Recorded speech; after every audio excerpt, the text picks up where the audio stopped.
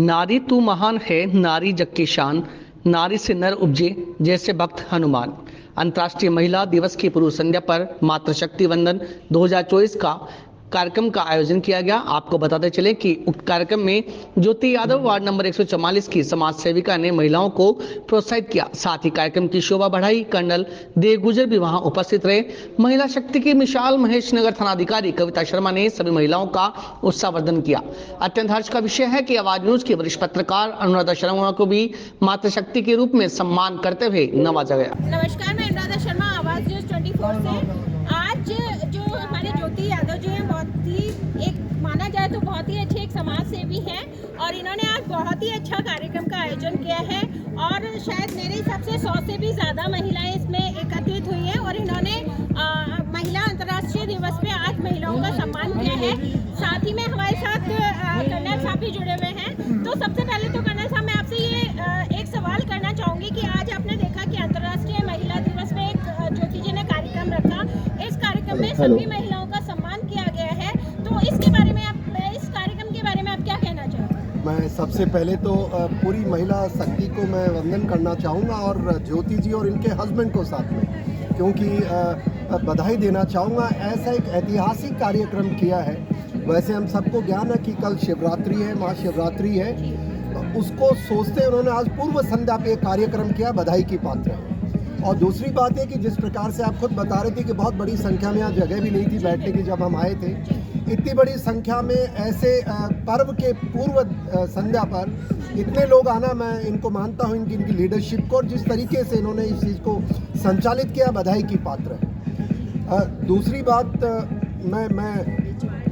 मैं ये कहना चाहूँगा कि देखिए, कार्यक्रम महिला अंतर्राष्ट्रीय महिला दिवस पे पूरे देश भर में कल होंगे या होते रहते हैं, पर 2024 महिला दिवस के उपलक्ष्य में पूर्व संध्या पर जो ये कार्यक्रम ज्योति जी और इनकी टीम द्वारा किया गया है, मैं इसको ऐतिहासिक देखता हूँ, क्योंकि पहली बार ये देखने में आया है कि मंच के ऊपर जहाँ हम पूरा हिंदुस्तान, ये हम लोग जब भी जाते हैं चर्चा करते हैं कि महिलाओं को जगह दो जगह दो, आज पहली बार देखने कि मेरा मन भी गदगद हो गया एक सैनिक के नाते, एक देश के नागरिक होने के नाते, कि जहाँ पूरा ये प्रांगण था महिलाओं से खचाखच भरा था और मंच के ऊपर सारी महिला विराजमान थी। ये एक बहुत ऐतिहासिक है जिसकी मैं कहता हूँ हम सोच भी नहीं सकते, थोड़े समय पहले कल्पना भी नहीं कर सकते थे।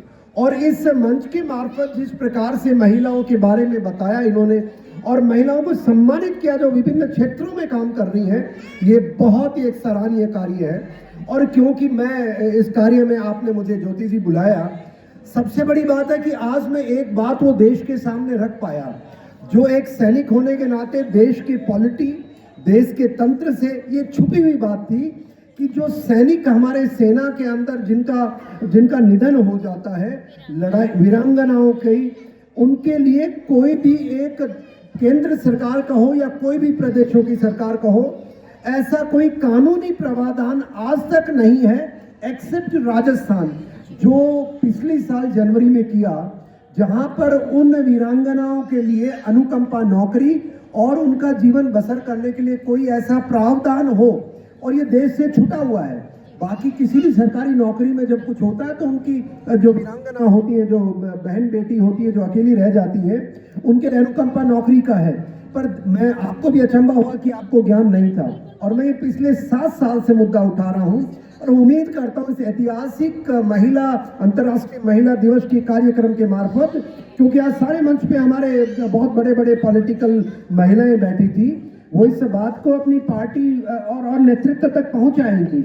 और उम्मीद करते हैं कि एक व्यक्ति मोदी जी हैं जो इस तरह के बड़े बड़े काम करते हैं, हो सकता है अगले 2-3 दिन में वो ऐसी घोषणा कर दें कि जिस प्रकार से बाहरी काम के अंदर, बाहरी हमारी जो नौकरियां उसमें बहन बेटियों की देखभाल होती है, किसी भी सैनिक के लिए कोई वीरांगना को अब ऐसा नहीं होगा, ऐसा न्याय उम्मीद करता हूं, ऐसा एक मुझे उम्मीद है आज की। और आखिरी में मोदी जी को मैं धन्यवाद करना चाहूँगा, आपके जो आपने मुझे बात रखने का मौका दिया आपके चैनल के मार्फत, कि मोदी जी पहले व्यक्ति हैं। देखिए, भारतीय सेना में हमारे सैन्य अधिकारी भर्ती होती थी महिलाएं, उनको 5 वर्ष शॉर्ट सर्विस कमीशन कहते थे और उनको थोड़े दिनों बाद बिना पेंशन के भेज दिया जाता था। और वो एक बहुत बड़ी, मैं मानता हूँ, डिस्पैरिटी थी, जेंडर जस्टिस की इनजस्टिस था। पहली बार देखने में आया 70 वर्षों बाद, और हमारा संघर्ष रहा उसमें, मैं भूतपूर्व सैनिक समिति का और हमारी महिला साथियों का, कि सुप्रीम कोर्ट के फैसले के बाद भी पूर्व सरकारों ने उसकी मदद नहीं की।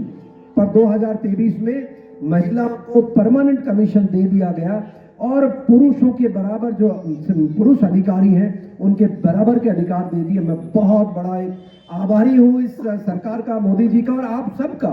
बस एक काम बाकी है, जो वीर नारी उनको अनुकंपा नौकरी मिल जाए तो मैं मानता हूँ सही दिशा में ये हमारा कदम होगा। Thank you very much. हम भी सरकार से यही गुहार करेंगे कि जो वीरांगनाएं हैं उनको जल्द से जल्दी नौकरी का प्रावधान दिया जाए, उनको जो मान सम्मान मिलना चाहिए वो मान सम्मान उनको दिया जाए। और साथ ही में अभी आपने बताया कि उनको चोमू पुलिया पे भी एक स्थान बना हुआ है जहाँ पे उनको रखा गया है, तो मैं भी मीडिया की तरफ से ये आज आपसे वादा करके जा रही हूँ कि मैं वहाँ जाऊँगी और अपना मीडिया के जरिए जितना मतलब सोशली उनको एक प्रोटेक्शन मिल सके या उनकी पब्लिसिटी हो सके, वो मैं आपसे ज़रूर वादा करती हूँ कि वो मैं ज़रूर करूँगी। और ज्योति जी, मैं आपसे भी पूछना चाहूँगी कि आपने जो ये कार्यक्रम रखा है, ये आपको प्रेरणा आपको कैसे मिली? मुझे ये प्रेरणा मिली कि मैंने सोचा कि हर जगह बड़े बड़े मंच पर बड़े बड़े क्षेत्र से, मतलब क्षेत्र तो क्या कहें, शिक्षा के क्षेत्र से हर जगह छोटे ले लो या कुछ भी ले लो, वहाँ से हर बड़े मंच पर महिलाओं को सम्मानित किया जाता है। लेकिन जो हमारे आसपास के क्षेत्र की महिलाएं होती हैं, हम लोग उन्हीं को देखना, मतलब उनकी अवहेलना करते हैं कि आसपास के जो हमारे छोटे छोटे काम करती हैं, आत्मनिर्भर महिलाएं हैं, घर में बुटीक चलाती है, सिलाई करती हैं और अपने यहाँ तक कि अपना घर चलाने के लिए दूसरे घरों को चलाने के लिए जाती है, उनके घरों में साफ़ सफाई करती हैं, कुछ भी जो भी काम हो वो अपने घर को चलाने के लिए, अपने बच्चों के पालन के लिए जो भी वो काम करती है। मेरा मकसद यही है कि उन जो महिलाओं को, जिनको आज तक किसी भी महिलाओं को, ऐसी महिलाओं को कभी भी पूछा नहीं गया है या उनको मंच नहीं मिला है, सम्मान नहीं मिला है, उनको मंच देने का ये एक मेरा छोटा सा कदम है जिसमें महिलाओं ने। जब मैं थाने में होती हूँ, थाना अधिकारी के पद पर होती हूँ, तो मैं महिला नहीं होती। मुझे महिला वहाँ इसलिए बना के बिठाया गया है या पुलिस में महिलाओं को इसलिए बुलाया गया है अधिक से अधिक, ताकि मैं मेरे सामने आने वाले व्यक्ति के दर्द को महसूस कर सकूं, जो एक महिला बहुत अच्छे तरीके से कर सकती है। उसे ये एहसास होता है कि सामने वाला दर्द में कितना दुखी है, कितना परेशान है। वो महिलाओं के उन मुद्दों को आसानी से समझ सकती है जो उन्होंने महिला होने के नाते बचपन से देखे, समझे और सुने हैं। अब लेकिन बात यह है कि महिला होना क्या हमारे लिए एक अच्छी बात है या बुरी बात है? कोई बताएगा मुझे? अच्छी बात है, बहुत अच्छी बात है। क्या सभी लड़कियां ऐसा महसूस करती हैं? हाथ खड़ा करें। क्या आपको महिला होना अच्छा लगता है? यस। क्या आप अपनी बहू को आशीर्वाद देती हैं? सपूती हो? आप क्या कहती हैं उसे? सीली सपूती हो बोलते हो ना? सीली रहे वो तो ठीक है कि ठंडी रहे, मन आत्मा ठंडा रहे तेरा, लेकिन सपूती क्यों? पूती होना चाहिए, पुत्री नहीं होनी चाहिए क्या? यस, ये बात सही है। सो हमारे को सबसे पहला तो ये शब्द चेंज करना है।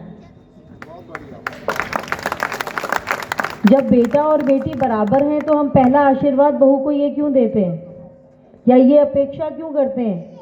हम दूसरों से कहते हैं कि नहीं सब बराबर हैं। कहाँ बराबर हैं? हम अपने घर में ही बराबर नहीं हैं। हम अपनी बच्चियों को बराबर स्थान कहाँ देते हैं? जमाना बदल रहा है, मानती हूँ मैं, हम सब बदले हैं, इसीलिए मैं